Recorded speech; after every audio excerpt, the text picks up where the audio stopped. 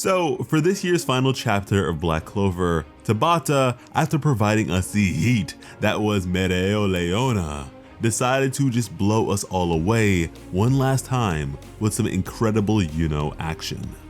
With the last chapter, as the Clover Kingdom Special Task Force made their way through the interior of the Dark Triad stronghold, they'd split into groups of 3, with one person from each dealing with the Triad's security detail. All while Mereo Leona was out against a giant demon and beating the brakes off of it with her assortment of new techniques. And to close things out, on the last page, we saw the various Clover Kingdom groups arrive at their respective locations, now facing a Triad member of their own. With this latest chapter, we pick up right from there with the perspective of YUNO'S group. And Zenon would look to YUNO in particular, now recognizing this to be more than a futile resistance force, but would also be a bit puzzled and would question how exactly it was a man he left fatally wounded and on the verge of death, yet lives and breathes. To which YUNO would respond that it was all thanks to the magic of his guild leader, someone he very much intended to get back. Once he's defeated Zenon, that is, as he would let off a wide spiraling torrent of wind. As opposed to the very first time they had clashed, YUNO now had a firm understanding of Zenon's capabilities, specifically that it was bone magic that they were up against, a nearly impenetrable defense that was both overwhelmingly solid and extremely regenerative, thus making it nearly impossible for any physical damage to breach through. Zenon then goes on to say just how foolish YUNO must be to have thrown his life away in such a futile fashion, as he could have otherwise survived for far longer in hiding. But now engaging in the fight himself, Langris would prepare an attack while saying that while he was away, Zenon had really done a number on their guild, now launching off a barrage of attacks, saying that he's not the type to let things like that go, as Zenon would immediately recognize Langris to be a wizard of spatial magic. As with this, Zenon would be made to use the power of his devil's magic, absolute space, which was also spatial in nature, and would actually cease the assault of Langris dead in its tracks. And that's because within a specified space, Zenon has the ability to manipulate all mana it encapsulates. And this is actually a little bit reminiscent of anti-magic, with the difference being that it actually uses mana to cancel and or manipulate the mana of others.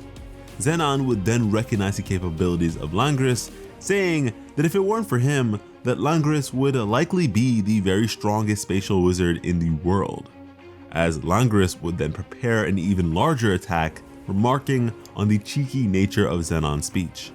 And let me tell you, spatial magic is definitely very cool indeed. And as Langris sent this power hurtling forwards, Zenon would explain his understanding that Langris was here with the purpose of countering him. But even still, such efforts were futile, as he would then expand his spatial control to the entirety of the chamber.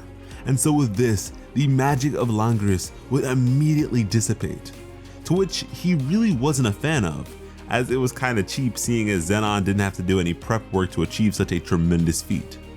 Zenon then going on to berate them with insults, saying once more just how foolish their attempts are, as they should know better from his prior clash with their guild that they have no chance whatsoever, and so their deaths are a certainty.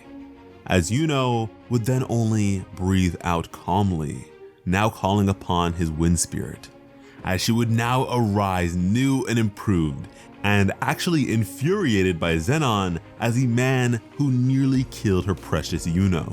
And with this anger directed towards him, she would serve to increase YUNO's power several times over, as YUNO would then don a new visage, a now completed form of what he had been using for some time now, and it looks magnificent as the crown is now fully formed and he's looking like an absolute king at the moment. And not only that, but his mana was absolutely off the charts. Even Zenon knew as much.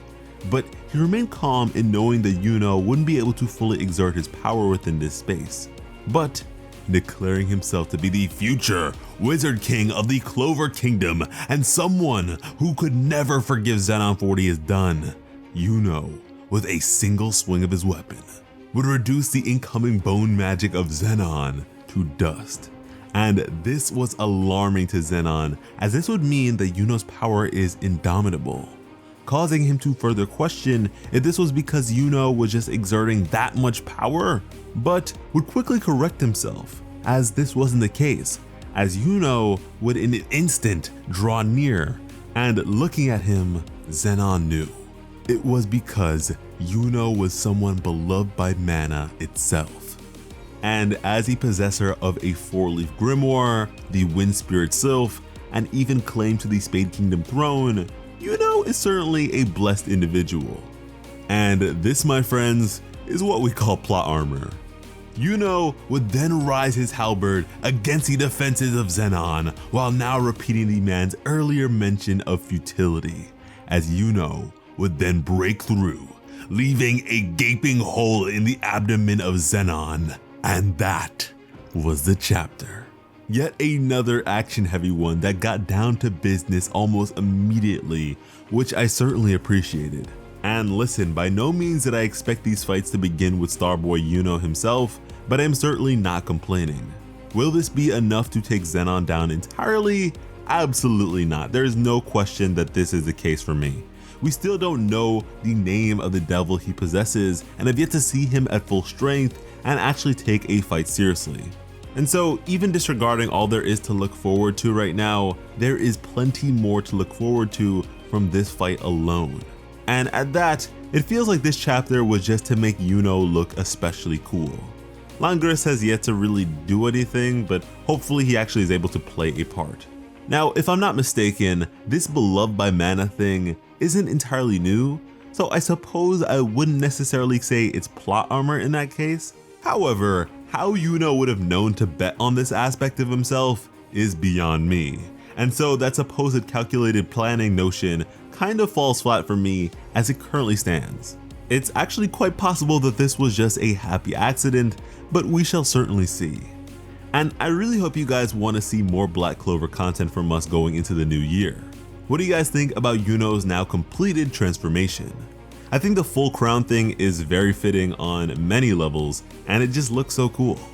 However, as far as powers go, I'm still waiting for that wow factor that differentiates this from what we have already seen prior. Now, if you enjoyed the discussion, you can certainly subscribe to Plot Armor for more videos like this. And hey, additionally, if you like us enough, please consider supporting us over on Patreon, as we really appreciate it. And you should appreciate that when it comes to bringing you some of the best Black Clover content on the platform, Plot Armor has you covered. As always, I am Slice of Otaku. Thank you all so much for watching and have an awesome day. I love you.